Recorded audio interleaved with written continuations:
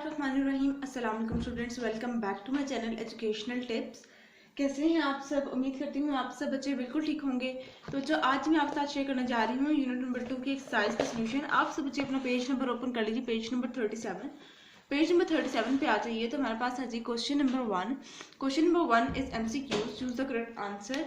सबसे पहला जो पार्ट नंबर ए है यानी पार्ट नंबर 1 है वो है the gas which passes in and out of the lung unchanged as, यानी कि वो कौन सी गैस है जो कि हमारे लंग्स के अंदर से ऐसे ही जिस तरह से वो एंटर होती है उसी तरह से वो एग्जिट हो जाती है, उसके अंदर कोई चेंजेस नहीं होती, दैट इज नाइट्रोजन। ठीक है जी।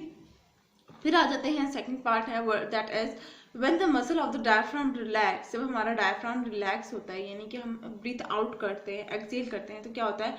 The pressure in the thorax increases. ठीक है, तो हमारे थॉरैक्स के अंदर जो प्रेशर है वो इंक्रीज हो जाता है। द बॉडी में need to use anaerobic respiration during exercise. ठीक है जी।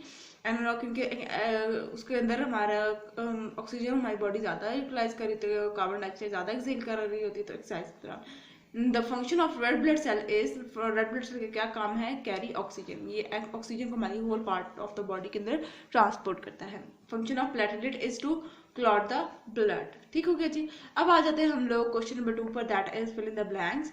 Respiration is a chemical reaction that produces energy at the end of each bronchiole is a tiny group of air sac called alveoli. Respiration occur in mitochondria. Mitochondria क्या है? एक organelle है हमारी body की। अच्छा जी। The average pulse rate per minute for an adult at a rest is 60 to 100 beats per minute, यानी कि 60 to 100 टाइम्स हमारे एक मिनट के अंदर हमारा दिल धड़कता है। The aorta carries blood to muscle. Aorta क्या करता है? ब्लड को मसल तक लेके जाता है। ठीक है। अच्छा, उसके बाद हम लोग आ जाते हैं क्वेश्चन नंबर 3 के ऊपर। क्वेश्चन नंबर 3 है जी हमारे पास यहाँ पर, here is a simplified diagram showing a section through the heart। ठीक है, आपने इसको लेबल करना है। सबसे पहले लेबल द डायग्राम, आपने डायग्राम को लेबल करना है। ठीक है, जो ए है वो हमारे पास क्या है? हमारे पास ब्लड फ्रॉम द लंग्स है, फिर लेफ्ट आर्टरियम है, फिर सी वाल्व है, फिर डी लेफ्ट वेंट्रिकल है, फिर हमारे पास राइट वेंट्रिकल है, राइट आर्टरियम है, ब्लड फ्रॉम द बॉडी है और ब्लड फ्रॉम द लंग है। अब फंक्शन ऑफ जी, जी क्या है? HI जी इसमें ये रहा था, मेरे ख्याल से मैंने लिखा नहीं है, एक सेकेंड रुकिए। जी क्या है? ये हमारे पास हमारे ब्लड लेता है और आगे पूरी बॉडी के अंदर सप्लाई करता है। ठीक है जी। तो इसका फंक्शन क्या है? Supply blood to whole the body. अच्छा जी, वो कह रहे हैं बी का फंक्शन क्या है? तो हमारे पास बी है जी लेफ्ट आर्टरियम। लेफ्ट आर्टरियम का हमने रीडिंग के अंदर भी डिस्कस किया था कि लेफ्ट आर्टरियम का फंक्शन क्या है। ये है जी लेफ्ट आर्टरियम। लेफ्ट आर्टरियम क्या करेगा? Receive oxygen rich blood from the lungs. ठीक है जी, हमारा ऑक्सीजन वाला जो ब्लड है वो हमारे लंग्स से लेगा। अच्छा जी, हम लोग अब आ जाते हैं क्वेश्चन नंबर अपने 4 के ऊपर। और क्वेश्चन नंबर 4 है जी हमारे पास, the diaphragm on the right shows the chest cavity, on the lung is a cut away the away to show the air sacs and alveoli. वो कह रहे हैं डायग्राम है, which gas enters the blood from the alveoli and air sacs. वो कौन सी gas है जो कि हमारे अंदर इंटर होगी, कहाँ से? एयर सैक्स या एल्वुलाई से। तो इसका आंसर है जी carbon dioxide gas enter the blood from the alveoli और एयर सैक्स। ठीक हो गया जी। अब है जी second part, which gas leaves the blood and enters the air sac और एल्वुलाई। वो कौन सी गैस है जो कि ब्लड को लीव करेगी, यानी ब्लड को उसके अंदर से निकल जाएगी और एयर सैक या एल्वुलाई के अंदर चली जाएगी, तो वो है carbon dioxide leaves the blood and enter the air sac और एल्वुलाई। ठीक हो गया। अच्छा जी, उसके बाद हम लोग आ जाते हैं थर्ड पार्ट पे, state 2 ways in which the lungs are adopted to absorb gases. वो आपने 2 वेज बताने हैं जिसके अंदर लंग्स जो हैं वो हमारे अपने अंदर गैसेस अब्सॉर्ब कर रहे हैं। ठीक है, तो वो है जी हमारे पास सबसे पहला है जी large surface area. Many alveoli are present in the lungs with a shape that further increase surface area, यानी कि इजीली इनका सरफेस एरिया ज़्यादा हो जाता है जिससे वो इजीली अपने अंदर गैसेस अब्सॉर्ब कर लेते हैं। थिन वॉल है जी, alveoli wall are one cell thick providing gases with a short diffusion distance. ठीक हो गया जी। अच्छा जी, अब हम लोग आ जाते हैं पार्ट नंबर 4 पर, describe how the diaphragm moves when we breathe in and out. किस तरह से हमारा डायफ्राम मूव करता है, आपने वो बताना है। Upon inhalation, the diaphragm contracts and flattens and the chest cavity enlarges. This contraction creates a vacuum which pulls air into the lung. Upon exhalation, यानी exhalation, पहले वो inhalation की बात करते हैं, यानी कि जब हम लोग सांस अंदर कर रहे होते हैं, inhale कर रहे होते हैं, और exhale जब हम लोग निकाल रहे होते हैं। ठीक है, the diaphragm relax and return to its dome shape like shape and air is forced out of the lung. ठीक हो गया जी। अब आ जाते हैं हम लोग पार्ट नंबर 5 पर। State 2 ways in which the air we breathe out is different from the air we breathe in. आपने तो 2 वेज बताने हैं, 2 वजह बतानी है कि किस तरह से जो हम लोग एयर इनहेल कर रहे हैं वो डिफरेंट है जो हम लोग एयर एक्सहेल कर रहे हैं। When we inhale, the composition of air remain almost the same as the air we inhale, only the percentage of carbon dioxide and oxygen changes। जब हम लोग inhale करते हैं तो हम लोग पूरी एयर को inhale कर रहे होते हैं, जबकि हम लोग जब exhale कर रहे हैं तो कार्बन डाइऑक्साइड और ऑक्सीजन की प्रेजेंस मतलब क्वांटिटी चेंज हो रही है साथ साथ। ठीक है जी। अच्छा, उसके बाद फिर आ जाते हैं the oxygen in the air we breathe is used by the body cell in a process which release energy। what is the process called? उस process का नाम क्या है? the process is called cellular respiration। ठीक है जी। उसके बाद फिर आ जाते हैं write a word equation for the process you named। Cellular respiration की कोई एक एग्जांपल, कोई एक वो आप कह रहे हैं कोई एक वर्ड इक्वेशन दीजिए। तो देखिए ग्लूकोज के साथ जब ऑक्सीजन मिला तो क्या बना? कार्बन डाइऑक्साइड और वाटर, जो कि हम लोग पहले भी पढ़ के आ रहे हैं। ठीक है। अच्छा, उसके बाद फिर हम लोग लास्ट देख लेते हैं explain the part played by the diaphragm and the intercostal muscle in the breathing. आपने बताना है कि किस तरह से इंटरकॉस्टल और डायफ्राम मसल अपना ब्रीथिंग में काम अदा कर रहे होते हैं। ठीक है, तो इसका आंसर है the diaphragm is attached to the base of the sternum, the lower part of the rib cage and the spine। As the diaphragm contracts, it increases the length and diameter of the chest cavity and thus expand the lungs। The intercostal muscle and neck muscle help move the rib cage and thus assist in breathing। ठीक है जी, ये इसका answer है। कुछ बच्चे कह रहे थे ना मेरी राइटिंग समझ नहीं आती आप लोगों को, तो बेटा मैं आप लोगों के लिए डिक्टेट भी कर रही होती हूँ, तो उस टाइम आप सुन लिया करें डिक्टेट जब मैं कर रही होती हूँ। ठीक है जी। अच्छा जी, अब आ जाते हैं हम लोग अपने क्वेश्चन नंबर 5 के ऊपर।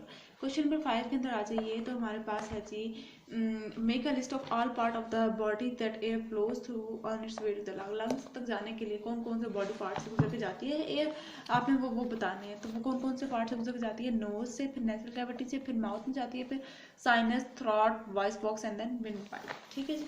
अच्छा जी, उसके बाद फिर आ जाते हैं why is it better to breathe through your nose than through your mouth. Nose से सांस लेना अच्छा क्यों है, मुंह से सांस लेना क्यों नहीं सही?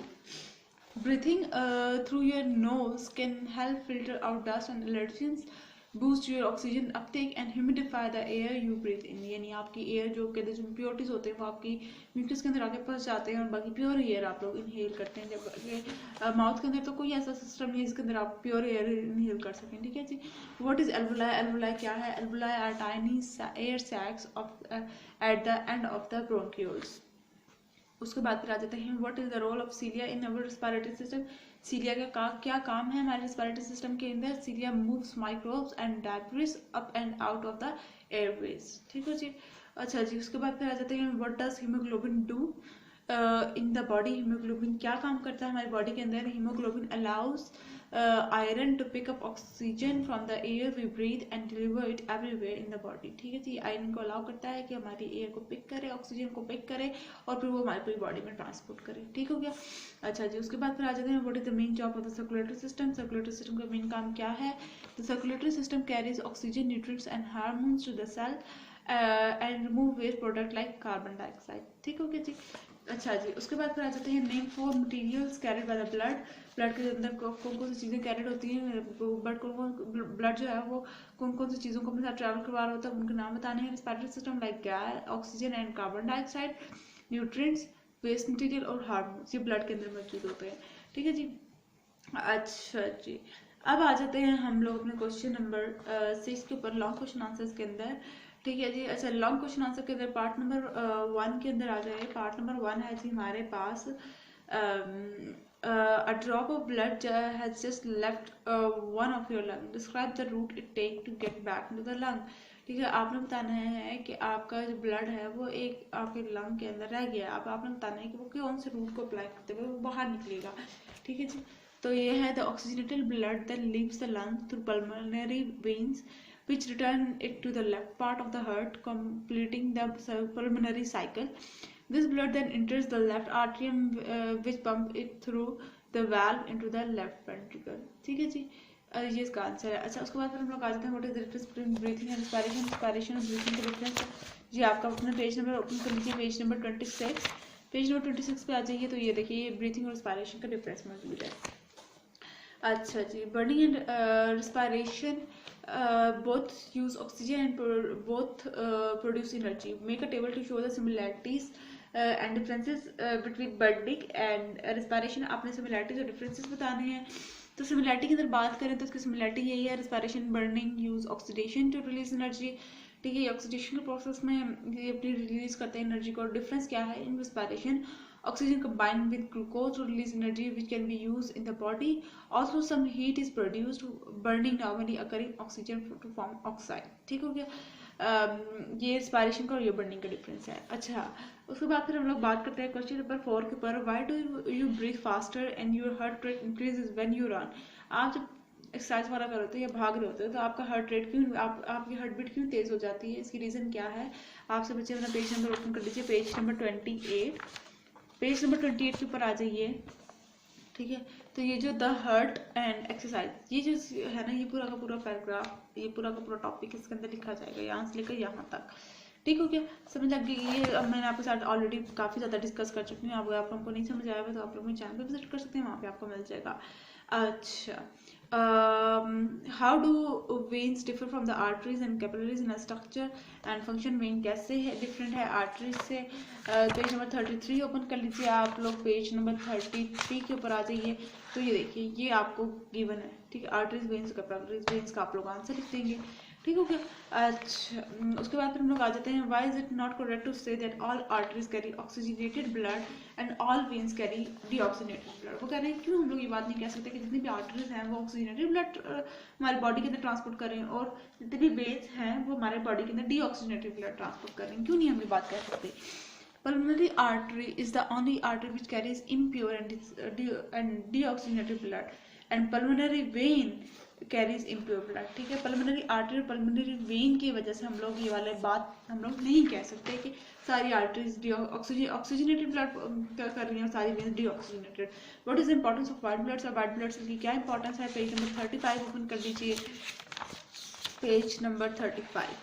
अच्छा जी, ये देखिए यहाँ पर, ये देखिए वाइट ब्लड सेल का पूरा टॉपिक है, पेज नंबर 34 से स्टार्ट हो रहा है और यहाँ पर खत्म हो रहा है। ये आप लोग सारा लिख दीजिए। ठीक हो गया जी? ये था आज का लेक्चर। होप्स आपको समझ आ गया होगा। अगर आज का लेक्चर आप सबको समझ आ गया तो चैनल को सब्सक्राइब कर दीजिएगा, वीडियोस को लाइक कर दीजिएगा और साथ साथ बेल आइकन को प्रेस करना मत भूलिएगा। इसी में हमारी हर लेटेस्ट अपडेट सबसे पहले आप तक पहुंचेगी। मिलती हूँ किसी वीडियो में। दुआ में याद रखिएगा, अपना ख्याल रखिएगा। अल्लाह हाफिज़।